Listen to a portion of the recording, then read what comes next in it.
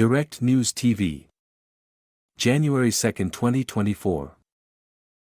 Russia continues to step up assault on Ukraine with missile barrage. Russia has maintained its recent intensification of air attacks on Ukraine as it unleashed a huge overnight assault. Hundreds of Russian missiles and drones struck the capital, Kiev, and Kharkiv on Tuesday. The intensified attack on the country's two largest cities came just a day after Russian President Vladimir Putin pledged to exact revenge for a deadly assault on the Russian city of Belgorod. However, the Russian strikes follow a trend that has seen it escalate its air attacks on Ukraine in recent days. With the front line largely bogged down in trench warfare, Moscow has returned to its tactic from last winter, during which it targeted infrastructure, especially energy and heating, leaving millions of Ukrainians struggling to stay warm. That has seen a hike in civilian casualties amid numerous strikes in urban areas. Following Tuesday's attacks, Russia's Ministry of Defense claimed that it had destroyed all military-industrial installations targeted. President Volodymyr Zelensky said 4 people had been killed and at least 92 injured in Tuesday's attacks, noting that Russia had launched about 170 Shahid attack drones and dozens of different missiles at Ukraine since the last day of 2023. Russia, he said, would answer for every life taken away. Ukraine struck back shortly afterwards, sending 4 Alder MLRS missiles towards Belgorod. All were intercepted by Russian forces, according to Regional Governor Vyacheslav Gladkov. Local authorities reported that 1 person had been hospitalized.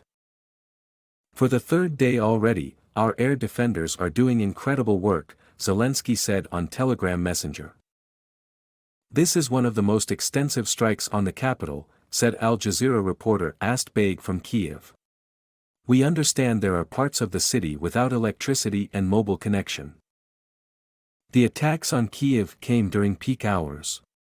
Sirens rang through the city as rescue services rushed to areas hit by debris from missiles downed by Ukraine's air defense systems. Earlier, Ukraine's Air Force said it had intercepted 35 drones that Russia launched after midnight, targeting several cities. 4 strikes on Kharkiv killed at least 1 person and injured 41, according to Oleg Senegibov, the governor of the Kharkiv region. Terrorist attack. The latest escalation in the war began late on Thursday, when Russia launched a drone and missile attack across Ukraine, killing at least 31 and injuring about 160 people. The Ukrainian forces said they had never seen so many locations attacked simultaneously.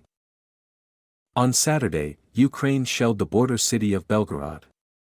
Russia said more than 24 people had been killed, including 5 children, in the shelling. Ukraine's officials have not accepted responsibility for a series of strikes on Russian territory. Describing the assault on Belgorod as a terrorist attack, Putin pledged to mete out punishment during a visit to a military hospital on Monday. By this point, Russia had already rung in the new year by launching a record 90 Shahid-style drones towards Ukraine. Most of the drones were downed by Ukrainian forces, but 5 people were reportedly killed and 8 injured in the Black Sea port city of Odessa. In his New Year speech on Monday, Zelensky, who is struggling to secure increased support from the United States and the European Union, promised to raise Ukraine's production of weapons. The country will build at least 1 million drones, he said, promising Russia will face the wrath of it.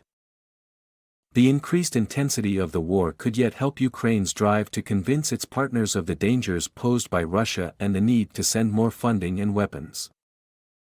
Following Tuesday's attacks, Kiev reiterated its desperate need.